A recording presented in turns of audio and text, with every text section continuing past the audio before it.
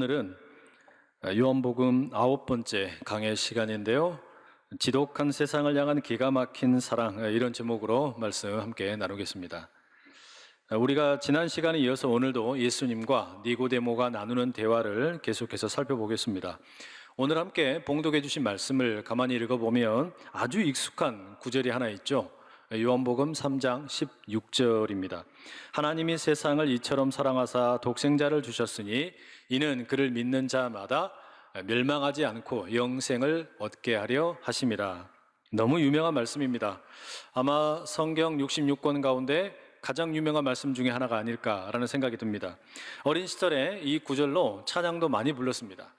하나님이 세상을 이처럼 사랑하사 독생자를 주셨으니 누구든지 예수 믿으면 멸망하지 않고 영생을 얻으리로다. 요한복음 3장 16절. 불러보신 분들 많이 계시죠? 아마 그러면 상당히 연세가 있으신 분들일 겁니다. 그런데 여러분, 이 말씀은 참 복음의 핵심이 뭔지를 우리에게 가르쳐주는 귀한 말씀임에 틀림이 없습니다. 하지만 당연한 사실이지만 우리는 이 말씀만 따로 떼어서 읽고 또 이 말씀을 따로 떼어서 이해하는 게 아닙니다. 이 말씀은 예수님과 니고데모와의 대화 가운데 나온 말씀이라는 것을 기억해야 하고, 나아가서는 요한복음 2장에서 시작된 예수님의 사역, 그러니까 가나 혼인잔치에서 물을 포도주로 만드시고 또 예루살렘의 성전을 정화하셨던 이 사건과 연결되어 있는 말씀이라는 겁니다. 그런 점에서 이 요한복음 3장 16절의 귀한 말씀을 잘 이해하려면 그 앞에 무슨 내용이 나오는지 살펴볼 필요가 있습니다. 지난 시간 우리가 살펴본 말씀 가운데 니고데모가 밤 늦은 시간에 예수님께 은밀하게 찾아옵니다. 그리고 예수님을 가리켜 하나님으로부터 오신 분이다, 하나님으로부터 오신 분이 아니면 이런 기적을 행할 수가 없다, 이런 이야기를 하게 되죠. 그때 예수님께서 니고데모에게 뭐라고 말씀하십니까? 위로부터 태어나야만 혹은 다시 태어나야만 하나님 나라를 볼 수 있다라고 말씀을 하셨고, 니고데모는 아니 사람이 어떻게 다시 어머니 뱃속에 들어갔다가 나올 수 있습니까? 묻습니다. 그러자 예수님께서는 다시 물과 성령으로 태어나야만 하나님 나라에 들어갈 수 있다 말씀하십니다. 한편으로는 위로부터 태어나야만 하나님 나라를 볼 수 있고 물과 성령으로 태어나야만 하나님 나라에 들어갈 수 있다. 말하자면 하나님 나라를 제대로 봐야 하나님 나라에 들어갈 수 있다, 이런 맥락의 말씀을 하신 것이죠. 이 물로 태어난다라는 것은 출산 과정에서 양수가 터지는 것과 연결이 되어서 육체적으로 새 생명을 얻는 것이고, 또 성령으로 태어난다라는 것은 위로부터 새로운 생명을 덧입는 것으로 영적으로 새로워지는 것이다, 이런 말씀드렸죠. 예수님은 여기에다가 덧붙여 말씀하시기를, 이렇게 우리가 새 생명을 얻는다라는 것은 바람과 같다라고 말씀하십니다. 바람이 어디로부터 와서 어디로 가는지 우리가 종잡을 수 없는 것처럼 성령께서 우리 가운데 임하셔서 새 생명을 허락하시는 일은 그와 같다라는 겁니다.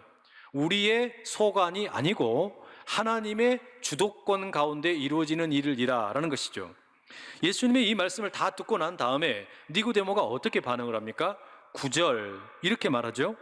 니고데모가 대답하여 이르되 어찌 그러한 일이 있을 수 있나이까? 어찌 그러한 일이 있을 수 있나이까? 어찌 보면 여러분, 지금 예수님과 니고데모의 대화 가운데 니고데모의 모든 대답은 다 어떻게 이 대답만 계속하고 있는 꼴입니다. 니고데모가 어찌 그런 일이 있을 수 있사옵나이까? 라고 말할 때 여기에는 적어도 두 가지가 함축되어 있다라고 말할 수 있어요. 하나는 사람이 다시 태어난다라는 거, 혹은 위로부터 태어난다라는 거, 이게 어떻게 가능한지 아직도 자신은 모르겠다라는 의미이고, 또 한편으로는 성령께서 바람처럼 임하셔서 새 생명을 주신다. 그러면 내가 지금까지 바리새인으로 또 사내들인 공회원으로 금과 옥조처럼 아끼고 소중하게 생각했던 율법은 도대체 뭐냐? 율법을 지켜서 하나님 나라에 들어간다라고 철떡같이 믿고 있었는데 그건 다 헛된 것이냐? 이런 이해가 들어있다라는 말이죠. 그러자 예수님께서는 니고데모의 그 말을 듣고 어떻게 이런 일이 있을 수 있습니까? 묻는 니고데모에게 가볍게 책망을 하십니다. 아니, 너는 바리새인일 뿐만 아니라 이스라엘 최고의 엘리트이면서 또 유대인의 지도자로서 아니 이런 것도 모른단 말이냐? 꾸중을 하시는 겁니다. 그리고 추가적으로 다시 설명을 해주시는데 그게 오늘 본문의 내용입니다. 그런데 오늘 이 본문의 내용을 가만히 보면 아주 흥미로운 내용이 하나 들어있습니다. 그게 뭐냐면 예수님께서 이번에 구약 성경 민수기 21장의 말씀을 인용하고 계신다라는 점입니다. 불뱀 사건이죠. 14절과 15절에 예수님이 이렇게 말씀하셔요. 모세가 광야에서 뱀을 든 것 같이 인자도 들려야 하리니 이는 그를 믿는 자마다 영생을 얻게 하려 하심이니라.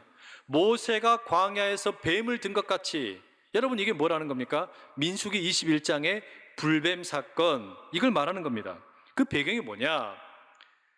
출애굽한 이스라엘 백성들이 홍해를 건너서 가나안 땅으로 바로 들어가지를 못하고 에돔 땅을 따라서 우회하게 됩니다. 그런데 그들이 걸어가는 길이 빠른 길도 아니었을 뿐더러 너무 척박했습니다. 마실 물도 없고 먹을 것도 도무지 찾아볼 수 없었습니다. 그래서 민수기 21장 4절에 보면 길로 말미암아 백성의 마음이 상하였다라고 기록하고 있습니다. 이 길을 걸어가는데 길이 도무지 마음에 들지 않는 겁니다. 너무 척박할 뿐만 아니라 너무 덥고 목마르게 만들고 배고프게 만드는 그런 형편없는 길이었다라는 말이죠. 이스라엘과 요단강을 경계에 두고 요르단이라는 나라가 있어요. 그런데 이 요르단이라는 나라는 구약 성경으로 보면 암몬과 모압 그리고 에돔 지역을 전체를 아우르는 나라입니다. 암몬 지역은 그나마 조금 비옥한 편인데 그 밑에 모압과 에돔 지역으로 내려가니까 정말 너무 척박합니다. 완전 광야예요. 풀 한 폭이 찾아볼 수 없을 만큼 황무지입니다. 지금은 겨우 고속도로 하나가 뚫려 있지만 여전히 정말 아무것도 잘할 수 없는 그런 광야입니다. 충분히 원망이 나올 수 있는 그런 현실이더라라는 겁니다.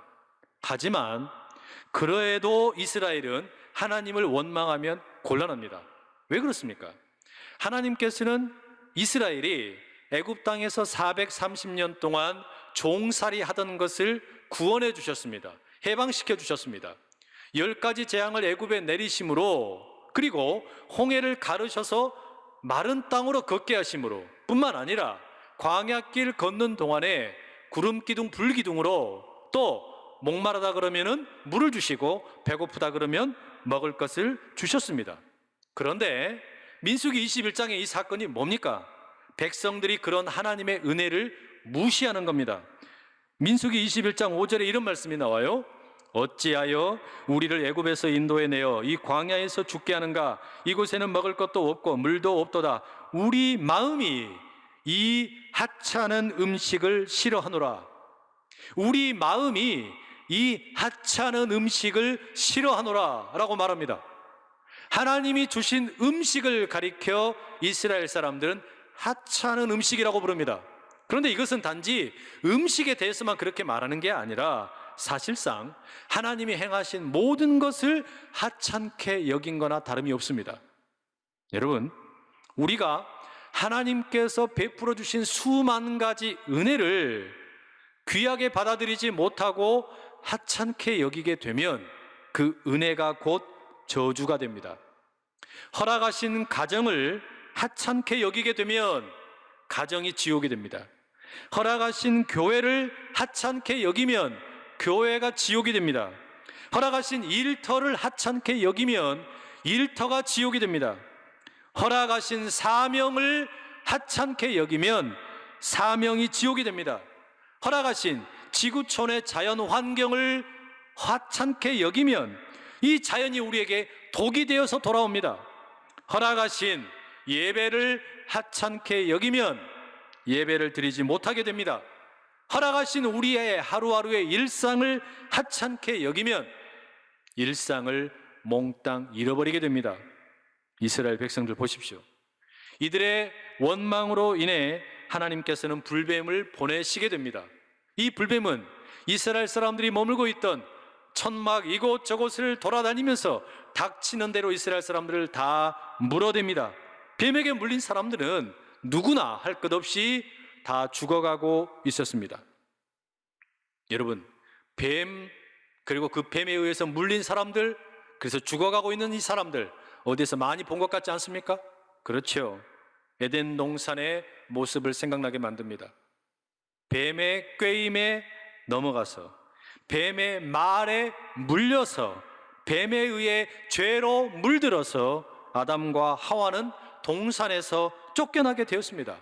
지금 민수기 21장에 나오고 있는 이스라엘 백성들의 모습은 사실상 에덴 동산의 아담과 하와의 모습과 조금도 다를 바가 없습니다. 어쩌면 하나님께서는 그 불뱀을 보내시며 이스라엘 백성들에게 이렇게 말씀하셨을지도 모릅니다. 너희들은 어찌 에덴 동산의 아담과 하와와 다를 바가 없느냐? 내가 베풀어준 은혜를 다 잊어버렸냐? 모든 것을 인도하고 채워주는 내 선물을 어찌 이렇게도 하찮게 여길 수가 있느냐? 여러분, 어쩌면 이게 우리가 겪고 있는 코로나 바이러스를 통한 하나님의 음성인지도 모릅니다.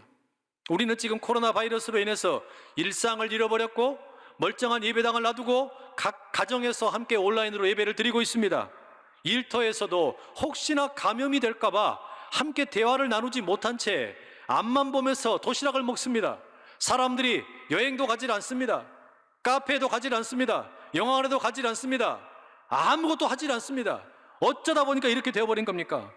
어쩌면요, 코로나 바이러스를 통해 하나님께서 무엇보다도 한국 교회를 향해 이렇게 말씀하시는지도 모르겠습니다. 너희들은 어찌 에덴 동산의 아담과 하와처럼, 민수기 21장의 광야의 이스라엘 백성들처럼 내가 베푼 은혜를 모두 다 잊어버리고 그 모든 은혜를 하찮게 여기느냐? 바로 그때 모세가 하나님과 이스라엘 백성들 사이에 들어가게 되죠. 간구합니다. 하나님, 이 뱀이 우리에게서 떠나게 해 주십시오. 여러분, 모세의 이 기도는 코로나 바이러스로 인해서 힘겨워하고 있는 이 세상을 바라보는 성도들의 기도이기도 합니다. 하나님, 이 뱀과 같은 코로나 바이러스가 우리로부터 물러가게 하여 주십시오. 하나님, 이 뱀과 같은 코로나 바이러스가 속히 이 땅에서 소멸되게 하여 주시옵소서. 하나님께서는 모세의 기도를 들으시고 말씀하십니다. 민수기 21장 8절입니다. 불뱀을 만들어 장대 위에 매달아라. 물린 자마다 그것을 보면 살리라. 물린 자마다 그것을 보면 살리라. 이 말씀을 따라 모세는 놋뱀을 만들어서 장대 위에 높게 답니다. 그리고 불뱀에 물려서 죽어가고 있던 사람들 누가 되었든 놋뱀을 쳐다보면 살게 되었습니다. 지독한 세상을 향한 정말 기가 막힌 하나님의 사랑입니다. 지독한 세상, 하나님의 은혜를 하찮게 여기는 그 세상을 향한 하나님의 기가 막힌 사랑입니다. 바로 이 놋뱀 사건을 언급하시면서 예수님께서 14절 이렇게 말씀하십니다. 인자도 들려야 하리라. 인자도 모세가 놋뱀을 들었던 것처럼 들려야 하리라. 왜 예수님께서 놋뱀처럼 장대 위에 들리셔야만 합니까? 십자가를 우리에게 생각나게 하는 것이죠. 15절 말씀 이렇게 하십니다. 이는 그를 믿는 자마다 영생을 얻게 하려 하심이니라. 뱀에 물렸던 사람이 누구이든지 간에 그가 놋뱀을 보고 새 생명을 얻은 것처럼 이 땅에 살고 있는 누구이든지 간에 오고 오는 모든 세대 가운데 영적으로 뱀에 의해서 죄에 물려서 죽음을 맞이할 수밖에 없는 모든 사람들, 그 사람들이 십자가에 달린 또 다른 놋뱀 예수님을 보게 되면 영원한 생명을 얻게 된다라는 말씀이죠. 여러분, 이게 아리송했던 예수님의 말씀의 본 의미입니다. 예수님께서 니고데모에게 들려주셨던 그 수수께끼 같은 말씀의 참된 의미라는 말입니다. 위로부터 태어나지 않으면 하나님 나라를 볼 수 없고 물과 성령으로 나지 아니하면 하나님 나라에 들어갈 수 없다는 말씀, 그것은 십자가 위에 달려 돌아가신 예수님을 바라보아야만 죄로 인해서 죽을 수밖에 없는 모든 인생들이 살아날 수 있다는 것을 의미하는 겁니다. 새 생명을 얻는다는 말입니다. 위에 달리신 저 예수님으로부터 우리에게 새 생명이 임하게 되고 그 생명을 덧입어야만 죽음의 문제, 죄의 문제가 해결된다라는 것이지요. 그래서 우리 주님 말씀하셨습니다. 인자도 놋뱀처럼 들려야 하리라. 그런데 여기서 여러분, 우리가 한 가지 의문점이 생깁니다.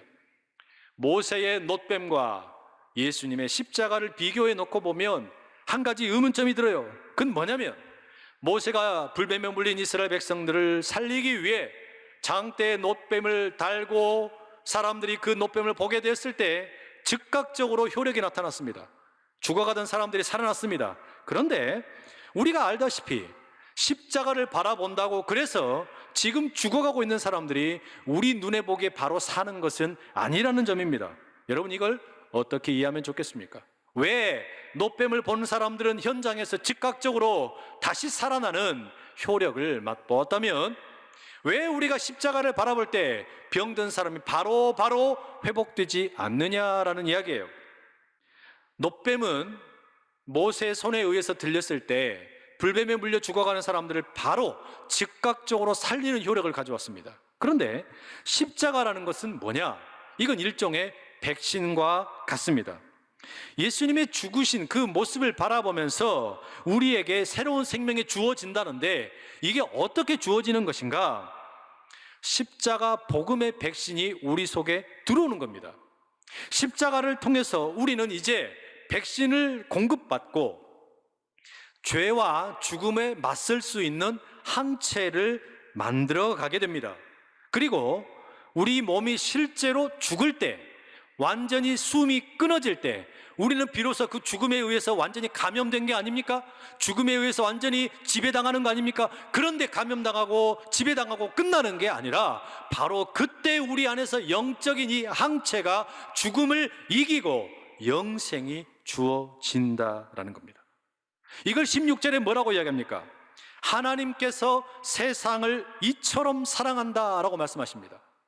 이처럼 사랑한다라는 그 이처럼이 무슨 이처럼입니까? 모세가 놋뱀을 들었던 것처럼 우리 하나님께서 독생자 아들 예수 그리스도를 십자가에 달아 죽기까지 내어주셨다라는 이야기입니다. 이렇게 사랑하셨다는 거예요. 근데 이 사랑의 대상이 누구냐? 세상입니다. 하나님을 잘 따르고 하나님을 잘 믿는 몇몇 소수가 아니라 세상이에요. 일반 세상이라고 말하고 있습니다. 여러분, 하나님의 은혜를 하찮게 여기는 세상을 향하여 이런 사랑을 주시겠다는 이야기입니다. 그래서 어떤 분들은 요한복음 3장 16절을 다르게 번역해야 된다고 말합니다.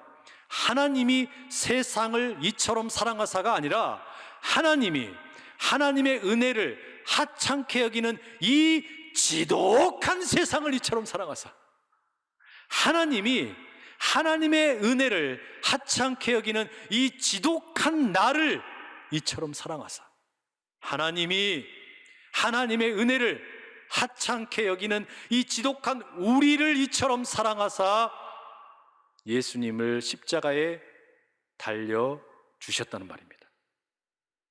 그런 우리를 위해 하나님께서는 예수 그리스도를 십자가에 우뚝 세우셨습니다.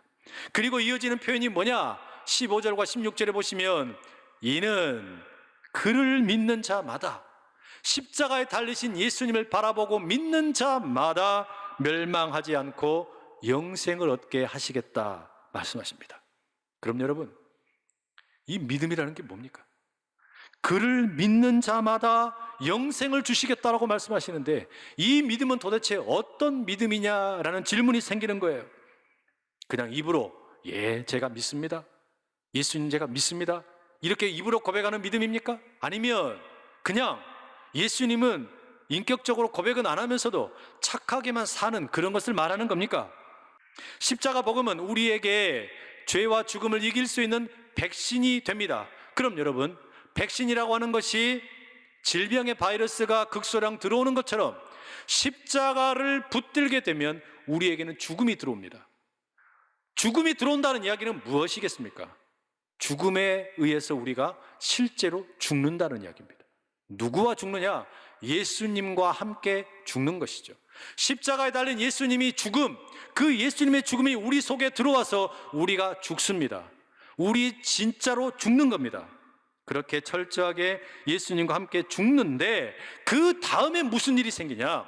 내가 죽었는데 거기에서 죄와 죽음을 이기게 되는 항체가 만들어지고, 그리고 면역력이 생기고, 이제 실제로 우리가 죽음을 맞이하게 될 때 이 죽음의 바이러스를 이기는 은혜가 나타난다라는 말입니다. 그러니 십자가의 복음을 우리가 누리게 되는 거, 믿는다라는 것도 간단합니다. 단순합니다. 예수님의 그 십자가를 믿는다라는 것은 예수님과 함께 죽고 예수님과 함께 훗날 살아날 것을 믿는다라는 이야기입니다. 그러니 이게 여러분 아무렇게나 살라는 이야기가 아닙니다. 생각해 보십시오. 십자가에 죽으신 예수님을 내가 백신으로 맞았다면, 그래서 예수님과 내가 함께 정말로 죽었다면 죽은 사람에게 무슨 힘이 있겠어요?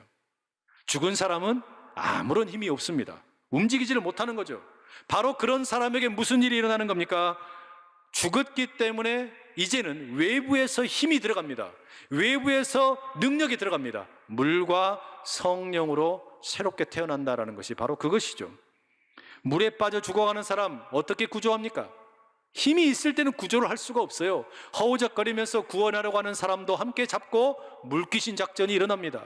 그래서 거의 죽을 때까지 가만히 내버려 뒀다가 힘이 빠지면 그때 도와야 합니다. 거의 죽은 사람은 힘이 없다는 말이에요. 마찬가지입니다. 물과 성령으로 태어난다라는 것은 내가 십자가의 예수님의 죽으심을 온전히 받아들이고 함께 죽었을 때 일어나는 일입니다. 십자가에 달리신 예수님과 내가 죽게 되면 그 사람은 이제 성령으로 새롭게 태어나게 됩니다. 그러면 이 사람은 성령으로만 살아가게 되는 겁니다. 왜요? 죽었으니까. 자기의 자아가 죽었고 자기의 전부가 죽어버렸기 때문에 남은 것은 아무것도 없습니다. 바로 그때 성령께서 오셔서 성령을 따라 살게 하십니다. 그리고 성령으로 새 생명을 얻은 사람은 이제 육체로 살아가는 삶도 완전히 달라지게 되겠죠. 이미 죽은 인생이기 때문에 육체로 살아가는 이 삶은 덤으로 살아갈 뿐입니다. 그것이 물과 성령으로 새 생명을 얻는 인생, 그래서 하나님 나라에 들어가는 인생이요, 그것이 위로부터 태어나는 인생, 거듭나는 인생, 그래서 영과 육이 함께 새로워지는 인생이라는 말입니다. 사랑하는 여러분, 우리는 지금 비록 코로나 바이러스 백신이 없어서 두려움도 있고 염려도 있고 걱정도 있습니다. 그러나 우리 인생에 반드시 필요한 백신은 따로 있습니다. 코로나 바이러스 백신보다 우리 인생에 절대로 빼앗기지 말아야 할 백신은 예수 십자가 백신입니다. 예수 십자가 복음의 백신이 우리 가운데 날마다 분명하고 확실하게 들어와 있기를 간절히 축복합니다. 그러면 우리 가운데 죄를 이기고 죽음을 이기고 새 생명이 임하여 이 살아가는 인생이 내 뜻대로 살아가는 인생이 아니라 성령의 이끌림을 따라 살아가는, 하나님 나라를 미리 맛보며 살아가는 천국 백성 인생 될 줄로 믿습니다. 하나님의 은혜를 하찮게 여기는 지독한 세상이지만 그럼에도 이와 같은 기가 막힌 사랑을 베풀어 주신 우리 주님을 기억하면서 이 한 주간 사순절을 보내는 가운데 예수님과 함께 철저하게 죽고 성령으로 태어나 새 생명을 얻어서 물로 태어나 육체가 새로워지는, 영과 육이 새로워지는 우리 모든 제1의 가족들 다 되시기를 간절히 축복합니다.